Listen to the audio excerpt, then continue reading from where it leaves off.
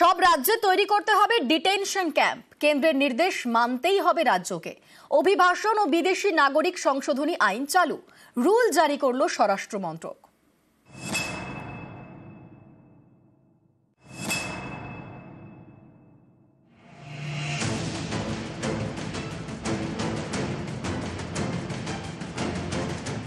অনুপ্রবেশকারী সন্দেহে কাউকে ধরা হলে তাকে রাখা হয় ডিটেনশন ক্যাম্পে।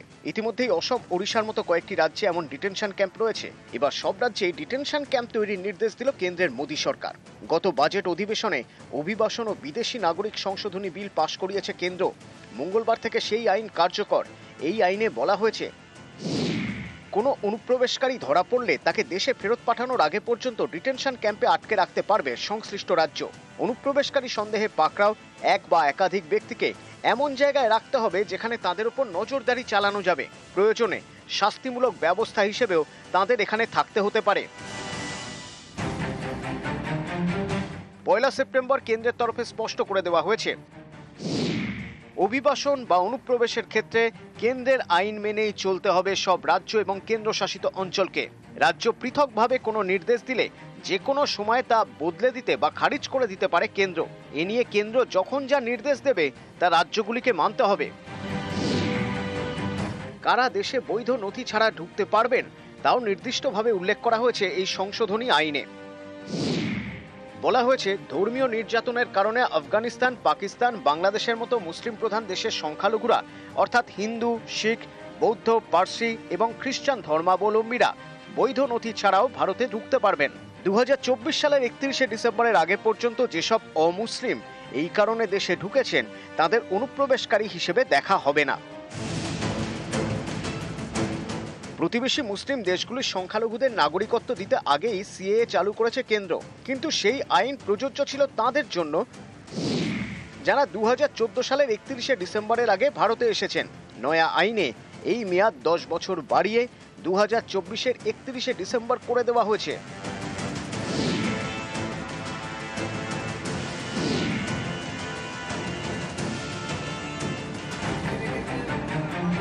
সম্প্রতি বিজেপি শাসিত বিভিন্ন রাজ্যে বাংলার পরিযায়ী শ্রমিকদের বাংলাদেশি বলে দাগিয়ে দেওয়া হয়েছে, এমনকি জোর করে বাংলাদেশেও পাঠিয়ে দেওয়া হয়েছে বলে অভিযোগ। এও অভিযোগ যে বৈধ নথি থাকা সত্ত্বেও রেহাই মেলেনি। কয়েকদিন আগে সুপ্রিম কোর্টও ব্যাখ্যা চেয়েছে, বাংলায় কথা বললেই বাংলাদেশি হিসেবে দাগিয়ে দেওয়া হচ্ছে কোন যুক্তিতে।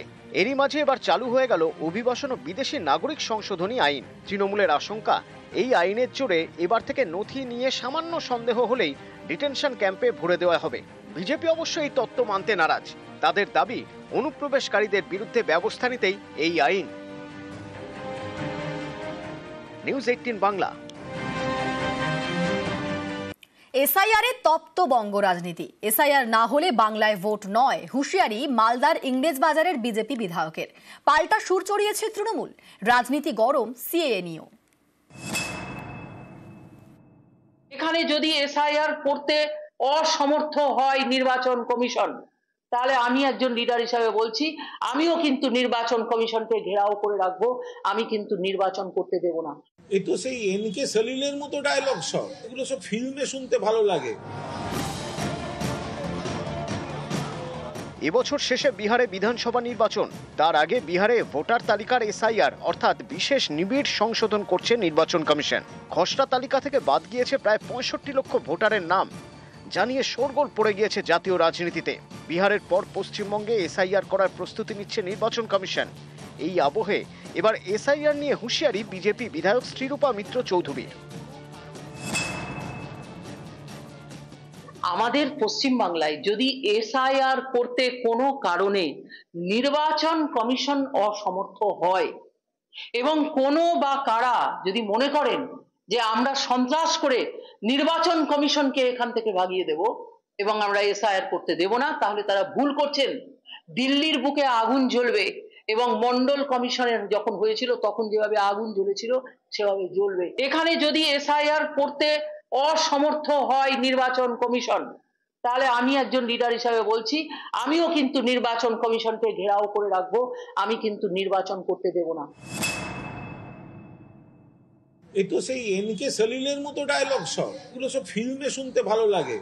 একজন বৈধ ভোটার যদি বাদ যান তাহলে বাংলার 1 লক্ষ মানুষ নিয়ে গিয়ে আমরা দিল্লির নির্বাচন কমিশন ঘেরাও করব। ভুতুড়ে বা ভুয়ো ভোটার, সেটা তো মমতা বন্দ্যোপাধ্যায় আর তৃণমূল কংগ্রেসই প্রথম প্রোটেস্ট করেছে। তাহলে বিজেপির এইসব ছলের খেলা ধরা পড়ছে বলে তাদের দলে যারা কইকেই আছেন তারা একটু সমস্যা তৈরি করছে।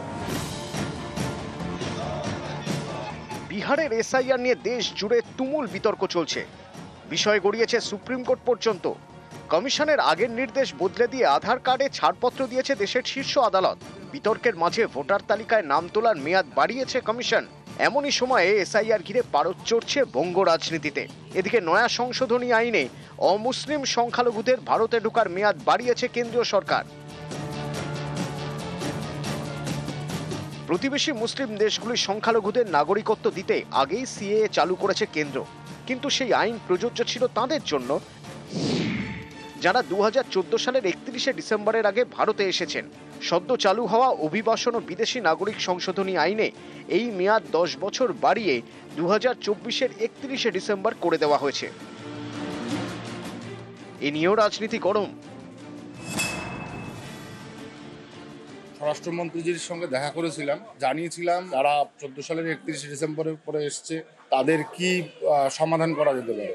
তখন উনি বলেছিলেন যে আগামীতে এটা নিয়ে আমরা ভাবনা চিন্তা করে এটাকে এক্সটেনশন করাবো। 24 সাল পর্যন্ত বহু মানুষ এসছে, তাদের আগামী দিনে সিএতে অ্যাপ্লিকেশন এবং তাদের সমস্যার সমাধান আমার মনে হয় মাননীয় স্বরাষ্ট্র মন্ত্রণালয় করলো, যার জন্য আমরা ওনার প্রতি চিরকৃতজ্ঞ। পার্লামেন্টে একদিন সে আলোচনা করেনি, আজকে যখনই সেন্ট্রাল গভর্নমেন্ট থেকে এটা জন্য নোটিফিকেশন বেরিয়েছে, এখন দেখলো যে এটাকে একটা ফায়দা নেওয়ার জন্য মতদের কাছে ভালো সাজার জন্য শান্তনুটাকে এটা তুলে ধরলো। রাজনীতিতে ঢুকেছেও মিথ্যে নেই। আজ পর্যন্ত আমাদের জন্য কি করেছে, মতদের জন্য কি করেছে। এই যে মতদের মার খাচ্ছে কেন, ওই সেখানে তো শান্তনুটাকে এখন বাঁচানোর জন্য যাচ্ছে না। নিউজ 18 বাংলা। দুটি পাতা একটি কুড়ি, এই চা চাষিদের অভিযোগ ভুরি ভুরি। তাদের দাবি চা কারখানার মালিকরা নানান কারণ দেখিয়ে ঠিকমতো দাম দিচ্ছেন না। এতে ক্ষুব্ধ ক্ষুদ্র চাষিরা। জলপাইগুড়িতে টি বোর্ডের অফিসে তারা অভিযোগ জানিয়েছেন।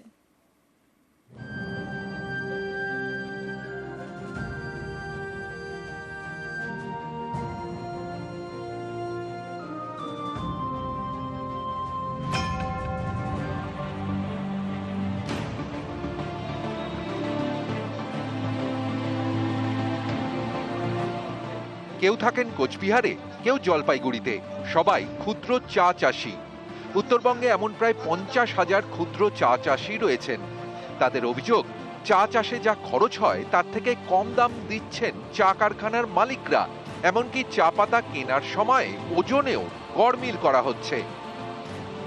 উৎপাদনের পরে চা পাতা সতেজ রাখতে তাতে জল ছেটানো হয়, পরে তা শুকিয়ে বিক্রি করা হয় কারখানায়।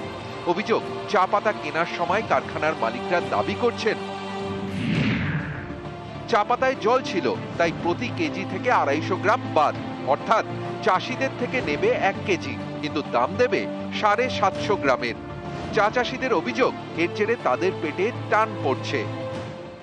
আমাদের চা পাতার ন্যায্য মূল্য দিচ্ছে না, 25% করে জল কাটছে, আমাদের তো কিছুই থাকতেছে না। আমাদের নর্মালি একটা পাতার 1 কেজি পাতা আমাদের তৈরি করতে 20 টাকার উপরে খরচা হয়।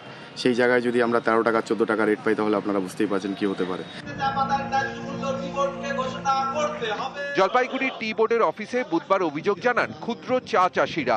চা পাতা ছড়িয়ে বিক্ষোভও দেখান। শিলিগুড়িতে আমরা ডেপুটেশন দিয়েছিলাম, কিন্তু দুঃখের বিষয় টি বোর্ডের থেকে আমরা কোনো সদর্থক উত্তর পাইনি। তো আমরা সেজন্য আজকে লাস্ট আলটিমেটাম দিতে এলাম। তা এটা নিশ্চয়ই কোনো গোপন আঘাত আছে टी बोर्ड साथ। मेमोरेंडम दिया है उनका जो डिमांड है, हम ये मेमोरेंडम अभी हम लोग का जो हायर ऑफिशियल्स है सिलीगुड़ी में उनको भेजेंगे, और उसके बाद उसके ऊपर डिस्कशन होकर हम लोग क्या फ्यूचर कोर्स ऑफ एक्शन ले सकते हैं उसके बारे में बाद में हम लोग डिसाइड करेंगे। শান্তনু কর ও রকি চৌধুরী, নিউজ 18 বাংলা।